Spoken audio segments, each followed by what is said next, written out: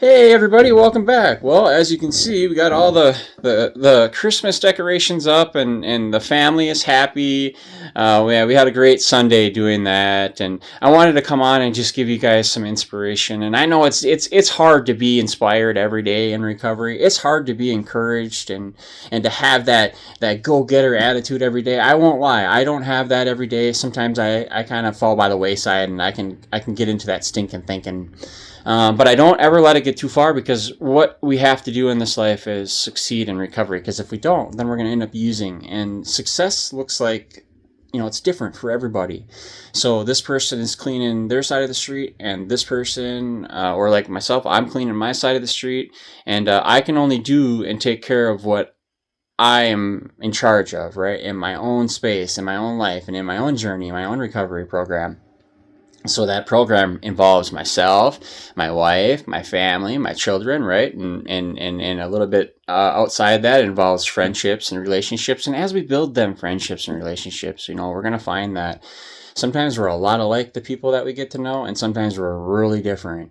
And I would say more so even with the people that we have a lot more in common with, we got to be careful, because a lot of the traits and similarities that they have, we have, and sometimes that could be like a double-edged sword, because I'm stubborn, and this person's stubborn, kind of like sandpaper with that person. But yet sometimes you guys meld and gel and go together, and you're like such good friends. Because I'm reminded of that today, because I had a really intense therapy session today. It went a little longer than anticipated, and I had a lunch planned with a guy, and we hadn't even spoken about this since last week, and I told him that after 1 would be a good time for me. Well, I was about 35 minutes late, and I got there, and he's gone, he'd left, and so, I got stubborn. I was like, I'm really surprised that person didn't text me and say, hey, I'm waiting here. Can you hurry up or whatever? Because I didn't honestly know in my mind if they were there. I wasn't for sure if they remembered or if they took it serious enough to meet me, because I hadn't gotten messages. And so they probably thought the same thing about me. They didn't know if I was taking it serious. But here, both of us took it seriously. Going through that appointment, and we're going through all the stuff in my life, my trauma, therapy and stuff, I honestly wasn't thinking about texting that person saying, hey, I'm running late or whatever. I was so into that. And then right when I got done, I shot over there and he was gone. So life is going to present us a lot of challenges. And so I came home and I was digging around in my big book, and I got into how it works. And so how our program works is accountability, right? And there's something in here that I want to talk about, okay? So it says, those who do not recover are people who cannot or will not completely give themselves to this simple program. Usually men and women who are constitutionally incapable of being honest with themselves, okay? There are such unfortunates. They are not at fault. We know them. We've seen them in the program, right?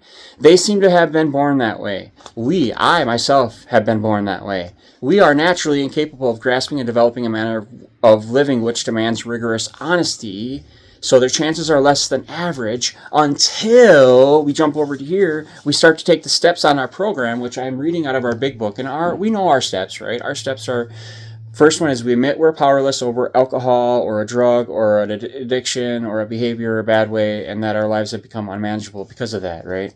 And so step 2 is come to believe that a power greater than ourselves could restore us to sanity, which is so awesome because we need that so much.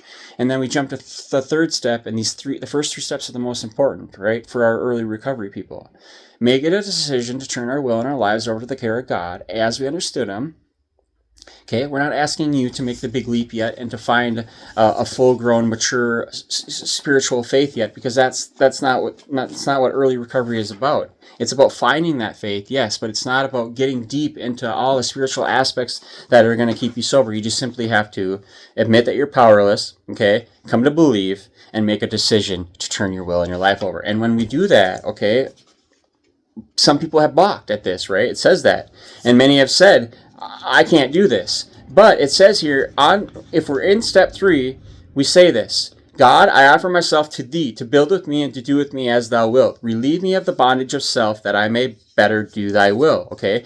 Take away my difficulties, that victory over them may bear witness to those who I would help of thy power, thy love, and thy way of life. May I do thy will always. So think these thoughts and pray these prayers before you're moving on to the next step, right? Before you're moving on to the next stage in your recovery. Because if we work these steps step by step by step by step, and I'll put some animation in this video to help us, kind of live this out, right? And to visually see it and to read it. Because when we do that, you guys, when we read it and when we digest it and when we start to live this stuff out, right? Because what we put in is what we're going to put out.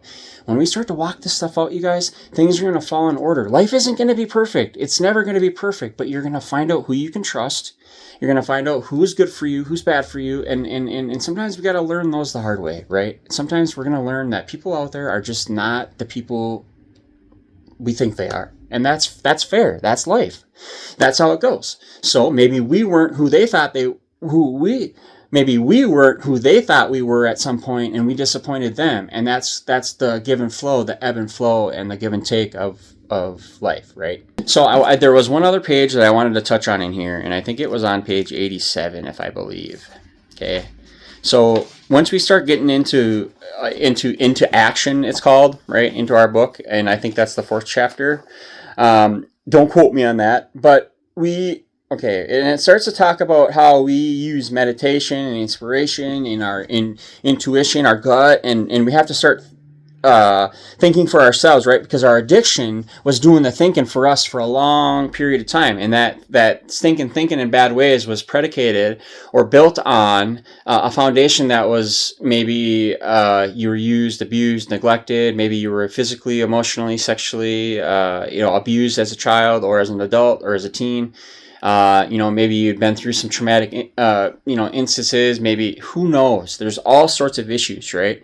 But when we retire at night and we start to think about the things that we reflect on, usually things that we could do better, we dig into our book, okay? Whether that's, it's different for everybody. I dig into my big book to figure out how I can address my alcoholism. If it's a spiritual problem, I might dig into the Word. I might pray. I might meditate. I might ask somebody. I might allow other people to give me advice. It's all a spiritual journey, and it's all built on what we can do here today, one day at a time, okay? So, was I kind and loving toward all? Could I have done better? Some of the things that we think about, it could offer us an avenue of faith to do better and to keep going, or it could give us shame, guilt, or we could think, oh man, I'm beating myself up, but don't do that. Because on this awakening, let us think about the day that we have ahead. Don't start thinking about yesterday or the mistakes that we've made, okay? But deliver yourself from all that self-pity and the selfishness that we can get into when we start to think about ourselves. So man, I love talking about recovery. And, I don't know what else we could talk about here is, when we're in, like, a body in motion stays in motion. I love that. So when we are unable to do something and we're in a funk or we're in a depression or we have bad anxiety, take it literally one step at a time, one breath at a time, okay? So movement, even incrementally, is going to help us.